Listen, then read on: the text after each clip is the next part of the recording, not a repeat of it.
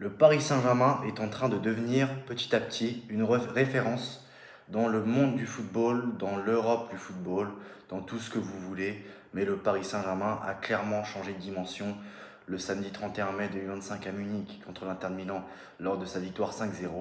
On va revenir bien sûr sur ça, on va parler de tout ça. Mais c'est vrai que le PSG a clairement changé d'ampleur. Et en plus, quand tu prends les derniers résultats du PSG ces derniers temps, bah, les trois derniers résultats du PSG, je vais vous le dire, je vais te le dire. Donc PSG Reims 3-0, ensuite PSG Inter de Milan 5-0, et maintenant PSG Atlético 4-0. Je vous rappelle que c'est 3 matchs officiels, que sur les 3 matchs, c'est 2 finales.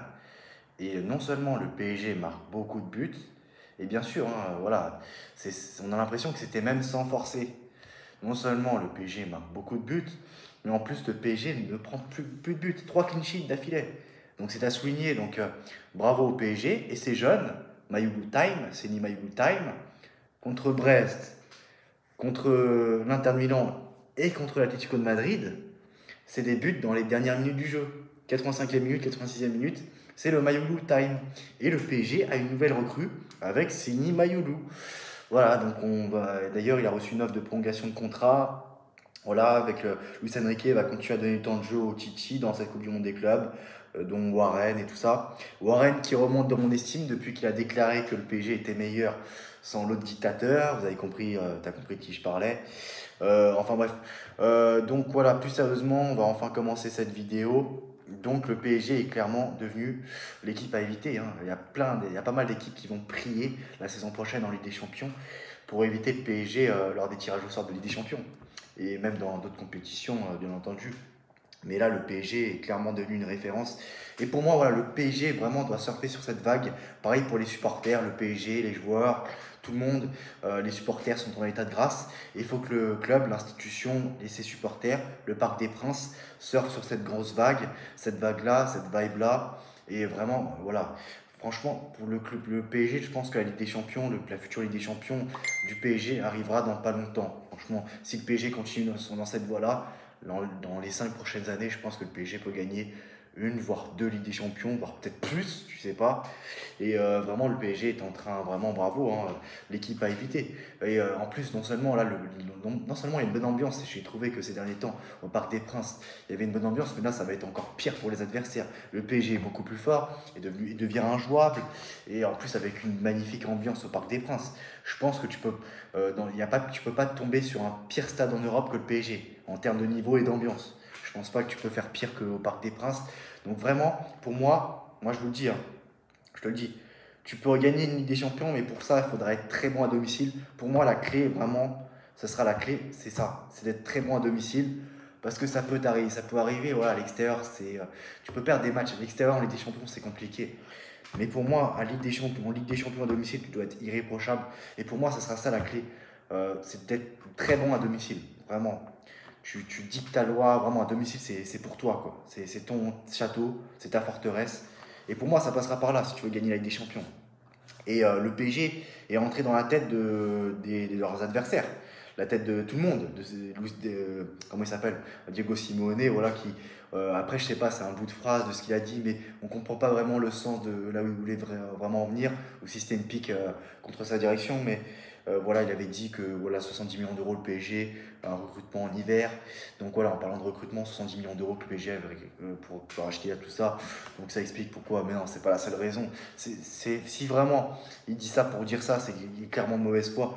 Parce que quand tu prends les Real Madrid, les Manchester City, les Chelsea qui dépensent à tout va, et eux qui n'ont aucun problème, ah ça dérange pas, hein. Mais quand c'est PSG, tout de suite ça dérange. Le PSG a le droit de rien faire, bien sûr.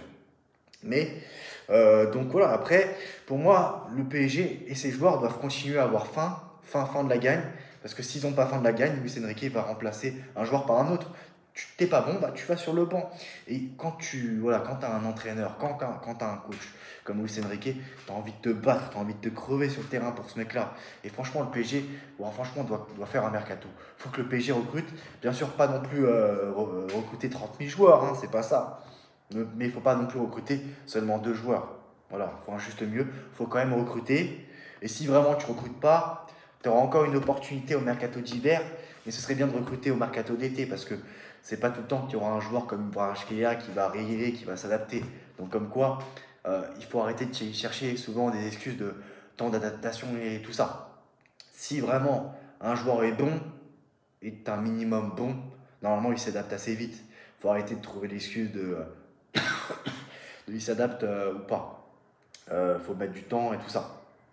Après voilà, le match contre l'Atlético de Madrid, il était midi là-bas. C'est aux États-Unis, mais voilà, les Américains, c'est n'importe quoi, c'est le soccer. Il était midi. Donc je vous rappelle le fonctionnement de cette Coupe du Monde des clubs. Si vous réfléchissez, si vous utilisez, si tu utilises un minimum ta cervelle, les matchs sont adaptés aux horaires des pays, des villes, des équipes. Le PSG a joué à midi parce qu'en France, c'était 21h. Botafogo, tout ça, les clubs américains, généralement, argentins. D'ailleurs, pour ceux qui ne sont pas motivés pour la Coupe du Monde des clubs, allez vous faire foutre, va te faire foutre clairement. Moi je te le dis, va te faire foutre. T'as deux Argentins de Benfica qui marquent contre Boca Juniors, un club argentin, Di Maria Otamendi. Si tu c'est franchement, c'est ça, c'est pour ça qu'on aime la Coupe du Monde des clubs. C'est pour ça que c'est hypant. Franchement, c'était pas hypé. PSG Atlético 4-0, bon, voilà, va te faire foutre, moi je te le dis. Hein. Moi je te le dis, voilà. Après, voilà, c'est Botafogo, tout ça, 3h du matin, ils s'adaptent aux horaires du Brésil. Donc c'est pour ça aussi. Et voilà, midi, il est sous 30 degrés, c'était le cas pour l'Atlético de Madrid, c'était le cas pour les joueurs du PSG aussi. Hein. Voilà, donc il faut arrêter de se chercher des excuses. Donc voilà, c'est juste parce que voilà, les Américains ils savent pas, je sais pas quoi, bien organiser des tournois, tout ça.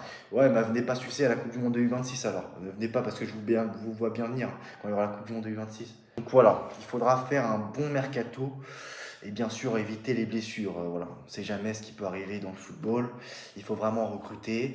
C'est vrai que ça va être difficile de déloger quelques joueurs, peut-être tous les joueurs de l'équipe, tant que c'est un collectif tellement huilé. D'ailleurs, on l'a vu, hein, il n'y avait pas Barcola, il n'y avait pas Dembélé, et pourtant le PSG a écrasé l'Atlético Madrid 4-0. Donc c'est un jeu fluide, peu importe les joueurs que tu mets, tu marques des buts, et voilà pourquoi, pour moi, Vitinha peut aussi gagner le Ballon d'Or, parce qu'on parle souvent de Dembélé, mais Vitinha est quand même un candidat très sérieux pour le Ballon d'Or, n'en déplaise aux suceurs de joueurs comme Dembélé. Moi, je pense au PSG avant tout, PSG first, les intérêts, le reste, je m'en fous, qu'allez tous vous faire foutre. PSG avant tout, le reste allez tous vous faire foutre, on vous emmerde. Voilà, l'intérêt du PSG avant tout, le reste c'est de la merde, c'est secondaire. Donc voilà, tant que ça profite au PSG, moi je suis content. Donc voilà, et carrément, tellement c'est un collectif huilé, tu peux te mettre Marquinhos au cage, et voilà, le PSG va prendre aucun but. Marquinhos, tu le mets au cage, c'est bon, il n'y a pas de problème. Marquinhos au cage. Voilà, c'est magnifique tout ça. Et est-ce qu'il y a d'autres choses à dire, des informations mercato?